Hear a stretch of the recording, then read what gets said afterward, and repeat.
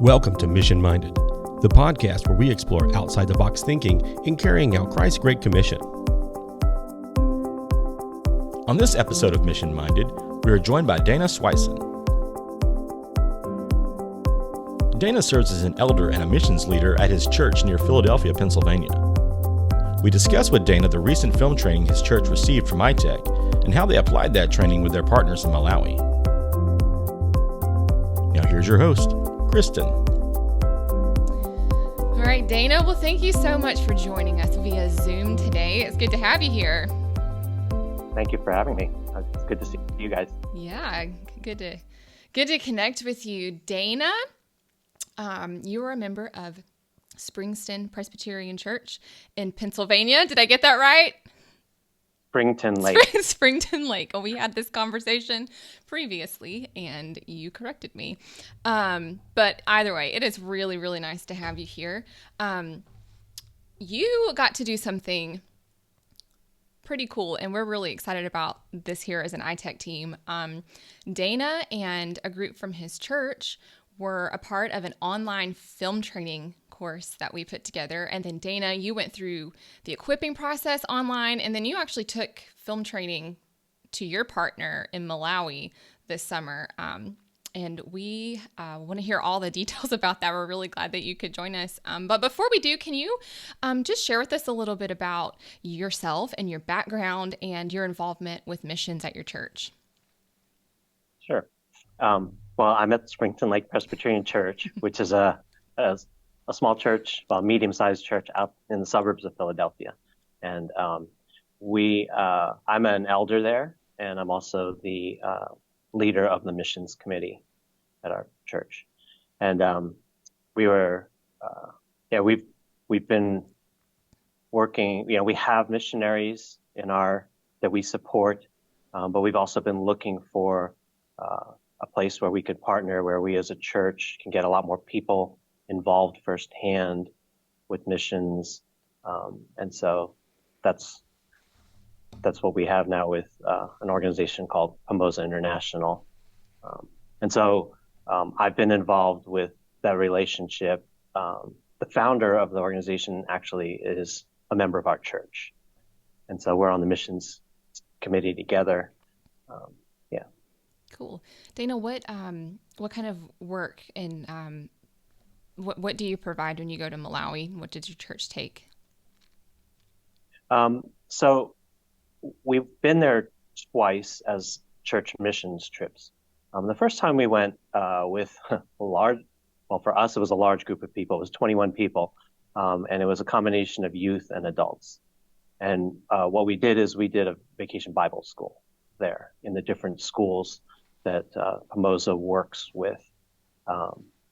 And it was great because we had the youth there and we all did one thing together. But back then Pomoza only had one staff person. And so they had a lot of other volunteers interpreting and involved with us. And so we ran like a vacation Bible school, and the leaders taught the teachers and leaders there ideas for how they could do this and repeat it. This time, that was 10 years ago. This time we went, and Pomoza has 25 staff now. Oh, wow. And so what we wanted to do, what we did was this time we broke up into smaller sub-teams based on the people who were coming on the trip and their experience and their interest. And then each group of 2 or 3 people worked with a staff person there in their specific ministry area. So whether it was technology, installing a solar system on one of the buildings, or we had a couple nurses and the doctor who worked with the nurse at the health clinic. And we did film training with a bunch of their staff. There were 3 of us that did that. And then education and skills training, and then programs development. So we had smaller groups, and we went in with pretty much with the intent of observing and learning, and assisting them in ways that we could, or equipping, or both, and really encouraging and just spending time with the staff, getting to know them, being able to work with them and pray with them, and get to understand what their needs and hopes are.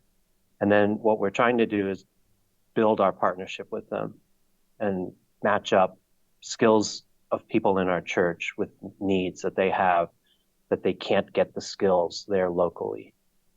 And so we were looking for those opportunities. Man, So it was a very different approach this time. Yeah, I mean, that's fantastic. And how, Dana, did you share with our audience about how you got connected with ITEC, with the idea of training? Share that with the audience. So I was watching a global missions podcast video, global missions podcast, and they were interviewing Jamie Saint. And I've been looking around for how can we develop our partnership? And his conversation about healthy partnerships was like just right in line with what we've been looking for, trying to do. And it was very consistent with what we have been trying to do with Pomosa. And so I searched around on the ITEC website, and the first thing we found was the Missions Dilemma video series, which I thought was amazing. Like it was very much in line with what we believe, and helped us think through things much more practically and intentionally. And so our mission, so that we used that to train our team that was going to Malawi, and our missions committee is also working through that too. But it really helped us prepare for trying to have a good mindset and a good attitude, perspective, in terms of working with them, and not having the we know everything attitude. And then in searching your website, I saw the filmmaking. Yeah, I saw another podcast on what you were doing with filmmaking, and that was very interesting to me because that was what I was doing. So I got my sub team on film training filmmaking was a high schooler, a college student, and myself. And we're all amateur photographers, videographers, and ironically, the most experienced video person is the high schooler, of course, because he does his own YouTube videos.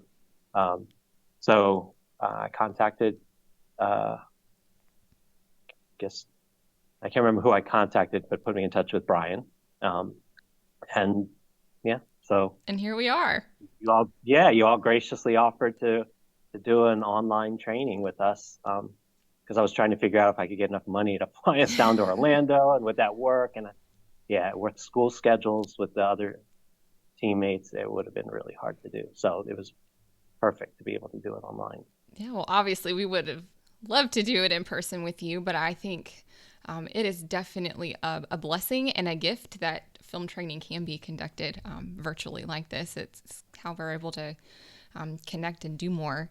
Dana, how was doing training online? How did that work for you and your team? So it was helpful because everyone's schedules are crazy. I mean, it's only 3 people, and yet all work schedule, school schedule. So online worked really well for us because we didn't have to get together to do it. And the way it worked out with us, with you all, was we put a few weeks in between each lesson, which gave each of us time to do the practicing and collecting video footage. And so, I mean, obviously, if you're all together and you do it all at once, then you're not distracted, right? You can just do it then. But it gave us more time to try things out and collect footage. And so the online, it really went well. It was very easy, obviously, to see each other, and we could ask questions still. And I thought it worked really well. Yeah, I thought each session was fantastic. And I think having the freedom to be able to go and take what you've learned and put it to practice before the next session, that's definitely something that is super beneficial. And you actually joined us after film training. It was just you, but you did a little equipping course with Brian because you were going to take this training to Malawi on your trip. And I don't know about you, but I know that knowing something, like knowing how to do something, but then is different than teaching someone how to do what you know. So tell us a little bit about what that was like, actually going to Malawi and teaching something that you know how to do, but you've probably never taught before. What was the experience like on the field, on the other side of things? Yeah. So it was it was good that we were students first, because then we each had a perspective of sitting on the other side of learning. But when we went, well, there were, it all went well in the end. We left knowing that they knew how to take photos and videos better than they had been, which was part of the problem originally. And we were working with a group of 7 of their staff. So there were 3 of us and 7 of them. And what we did is we broke up into small teams. So each of us had 2 of their staff, 2 or 3 of their staff. And what we did is we did the class teaching in the morning, for part of the morning. And then we would do some hands-on trying to do things that we were teaching that morning. And then in the afternoons, we would go out and collect footage, interview a family, or go to one of their facilities, like a grinding mill or something, and capture footage with the intent of thinking through, if we were going to make a project out of this, what would we want to capture? And so we were able to work with them. They were able to do the stuff that we taught, but we were there to watch them and help them, and they could ask questions. And we were also doing it because one of the goals of our trip for our team was to capture the footage of the trip and for Pomosa in many different areas. So that format worked well. The two really hard challenges was our projector didn't work when we got there because everything's solar. It's a very rural village. And so the building that we were meeting in has a solar panel and batteries, but there wasn't enough current to run this projector. So we had to change up the whole format of how we were, I thought we were going to use slides. I thought we could show examples. And we did on our laptop, but it was harder. They all speak English, but some speak better than others.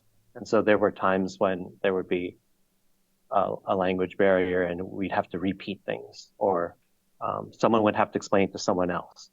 So the biggest problem, which I guess not problem, but the biggest challenge, which I think happens in many missions trips, is we probably tried to do too much and accomplish too much. Right. So it was really good to have your curriculum as a starting point. We went through it and figured out, okay, well, we don't think we can get through all of this in the 5 days. Even before we left, we were like, okay, we're going to need to pare down to this. Well, once we got there and started doing it, unfortunately, we had to figure out what to drop. Like this, some things were just too detailed for them. So some of, they're all at different places in terms of their experience with taking pictures or videos, so some of the technical stuff about photography, we had to either, what's the word? I don't mean to say dumb down, but simplify, Sure, or just cut out. So a lot of it was on the fly. But it was good to have the overall structure because we knew where we wanted to get to.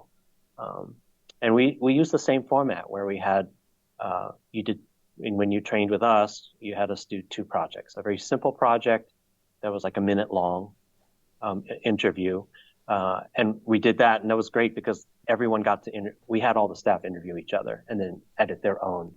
Like each one had their own project, and that worked really well. They enjoyed telling their story or interviewing the other, and some of them even put like funny things in it. And then we did a larger project for the final project for the week, and we used that. The goal was to actually get it to a point where it could actually be like a promotional or an informational video that Pomosa could use, or that we at Springton Lake could use. So that worked really well. But yes, trying to get so much in the 5 days that we had was a big challenge. Yeah. Yeah. Well, I mean, and I think that you touched on something that we talk about a lot here at ITEC. Like we don't have it all figured out either. And I think you can never know, honestly, how something's going to go if you've never done it before until you do it, right? So, and every partner's different. Every partner has different needs. You might see a need, or they might tell you they want to learn something that, wasn't a part of the curriculum that you get to touch on, or you cut this out to make time. So, I think it's great that you took the training and you did it. I'm trying to think of how to phrase this. The impact of film training in Malawi. What is the hope? What is something that you were hoping to see as a result of leaving that training there with the church? So, well, I guess there's a couple things. So for Pomosa, the hope is to be able to capture people's stories that they can use to tell the story here to either supporters or people interested in getting involved.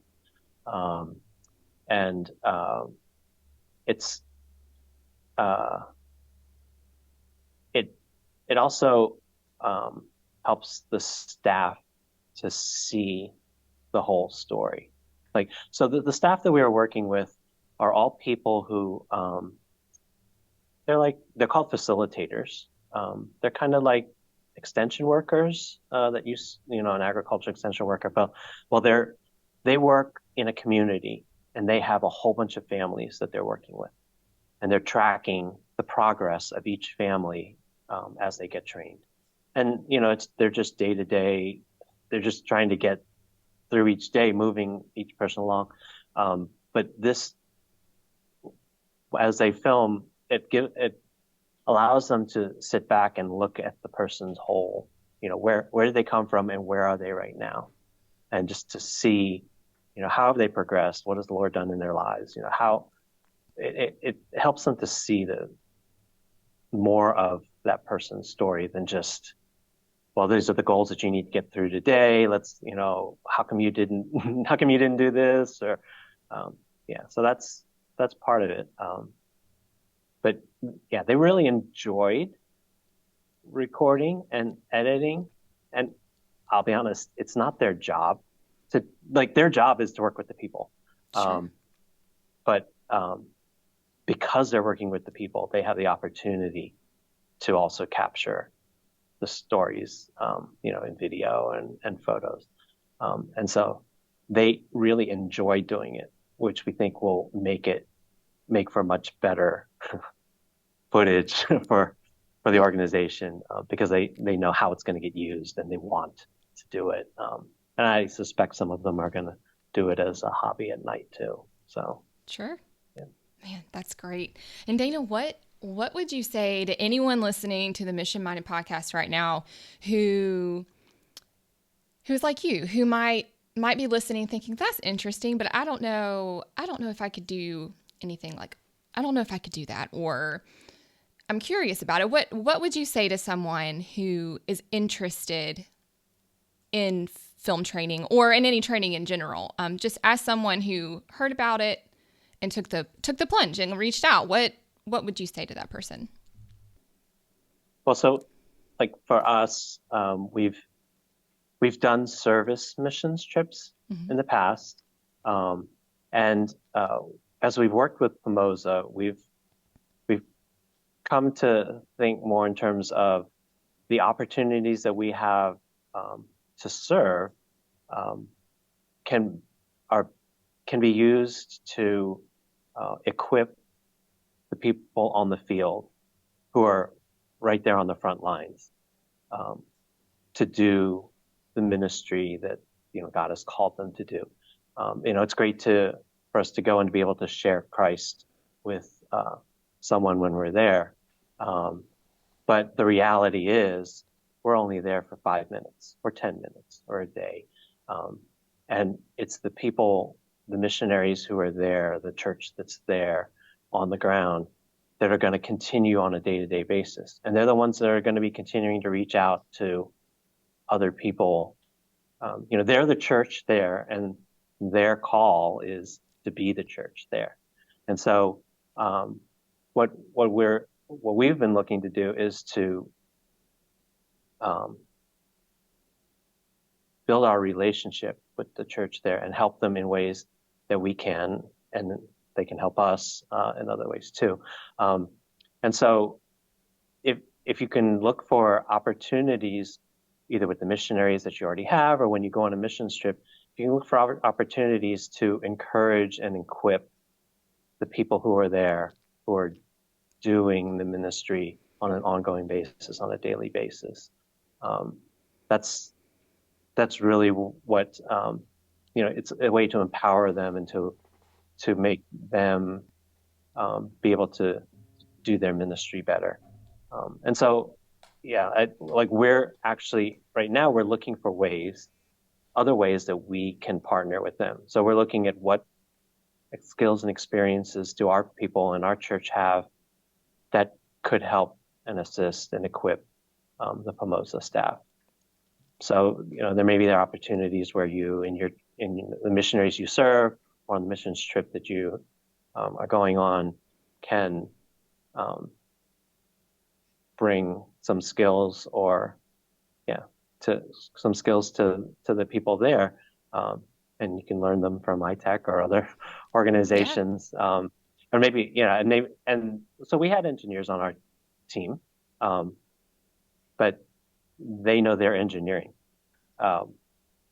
To be able to teach engineering is different from knowing and being able to do it yourself. And so, like I said, with this filmmaking, the fact that you had ITEC had a curriculum for teaching, we could put that together with what our goals were and where we wanted to bring the Pomoza staff, and the curriculum kind of enabled that to happen.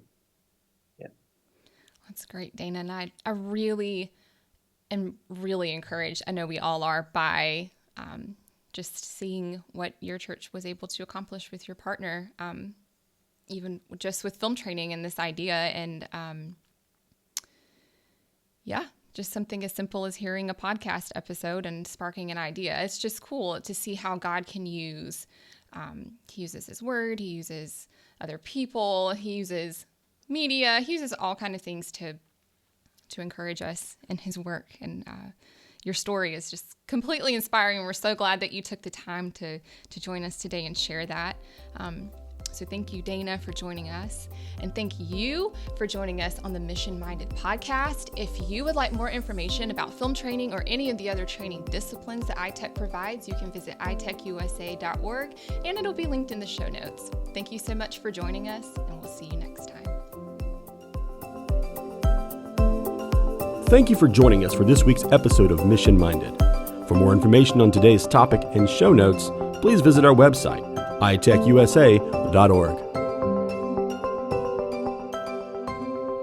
Mission Minded Podcast is produced by ITEC. The goal of this podcast is to inspire conversations about Great Commission participation. The views, organizations, and individuals represented, interviewed, and discussed on the podcast do not necessarily represent an official position or formal partnerships with ITEC.